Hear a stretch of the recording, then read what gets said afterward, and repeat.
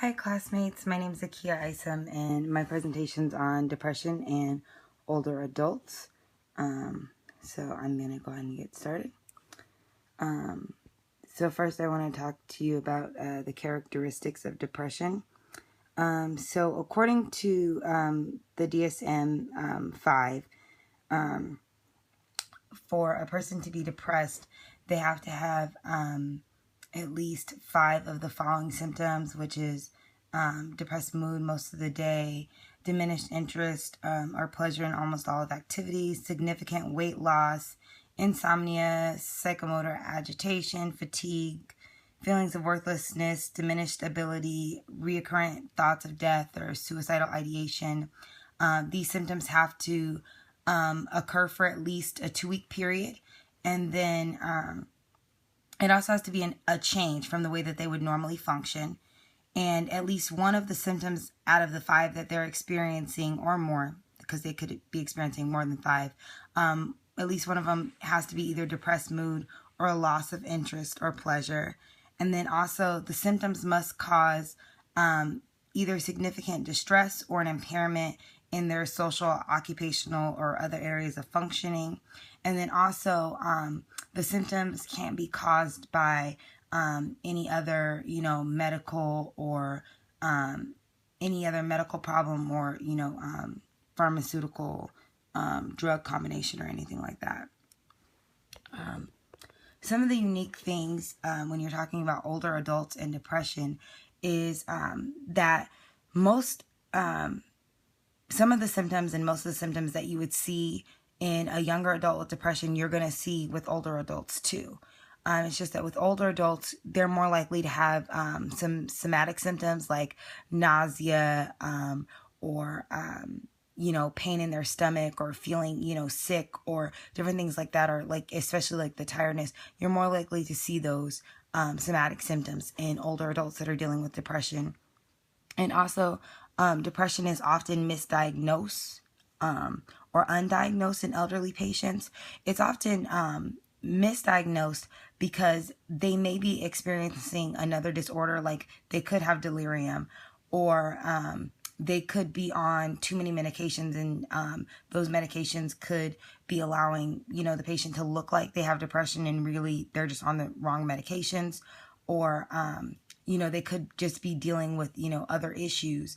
And so it may seem like they have depression when really there's something else going on.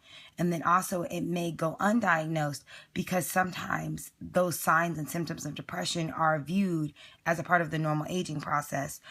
So being tired is viewed as being part of the aging process. Or, having some memory losses or some memory lapses is seen as being a part of the normal aging process. So those things wouldn't necessarily be viewed in an elderly person or an older adult as a change, but in reality, it may be different than what they would normally experience or how they would normally behave. So it could be that may be one of the symptoms of depression that's being overlooked. And also their sadness or their, dealing with loss of life, or having to cope with that may also be viewed as part of the normal aging process and not depression. Also, depression is more common in elderly or older adults who have major health concerns and live in a nursing home than it is with people that live in the community. So the statistics are that for elderly who live in the community, 1 in 5% of them experience depression. For those who live in their home but need health assistance in their home, 14% of them experience depression. For patients that are living in nursing homes, 29 to 52% of them have depression. And then for people with major health issues like cancer and heart problems, or, that are having like trouble with their diabetes, 39 to 47% of those people have depression. And then also there are some people, like I said, where there are times when you can be misdiagnosed and have dementia, or that, people think that you have depression, but you actually have dementia. And then there are also people that actually have dementia and depression at the same time. And so 17% of elderly patients that have dementia also have depression. So cognitive behavioral therapy and interpersonal therapy are just two, they're just two forms that I picked to talk about to treat depression. Cognitive behavioral therapy, or CBT, the goal of CBT is to correct the negative thoughts and behaviors. And so with CBT, you're using things like a record of your thoughts and a record of those of your experiences, and then you're taking those negative thoughts and negative experiences, and you're going over, what was going on with those thoughts or what was going on with those experiences, and really analyzing, if they were correct or not, so that, you can change and tweak those negative thoughts and negative behaviors. And then also CBT believes that when you change those negative thoughts or behaviors, then you can actually change the mood, because depression is, considered one of the mood disorders. And then interpersonal therapy focuses on identifying and practicing ways to cope with the goal of affecting how the client interacts with others. Interpersonal therapy may use role plays, supportive listening, and communication analysis.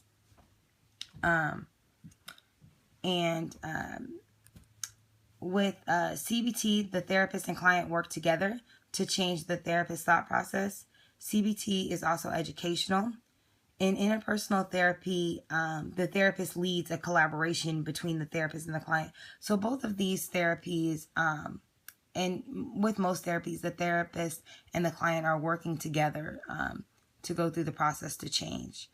For a case study, I just talked about one of the ones that Bob Knight wrote about in our textbook, and he presented Sarah, who's an 80-year-old woman, and her landlord is saying that she's senile, and Sarah herself is saying, that she's been having trouble with her memory, and that, she's sleepy, and she might look a little bit thinner, and the therapist even, notices that she's irritable, and that she seems to have some weight loss and lack of appetite.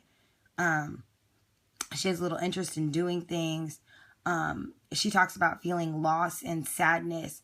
And Sarah, says that she just, thinks that what she's feeling is a part of the normal aging process. But, honestly, with the characteristics and the things that she's feeling, she's, honestly depressed. And she isn't, senile like her landlord thought, but that she's honestly going through depression. And then last, this is my reference slide. As you can see, the description about depression and the criteria for diagnosis came from the American Psychiatric Association, and then the information on interpersonal and cognitive therapy, some of it came from WebMD, and then others of it came from Recognizing and Treating Depression in the Elderly, which is a journal article, and then also some of it came from our textbook. So thank you for watching my presentation, and I've enjoyed the class with you. Have a wonderful day. Bye-bye.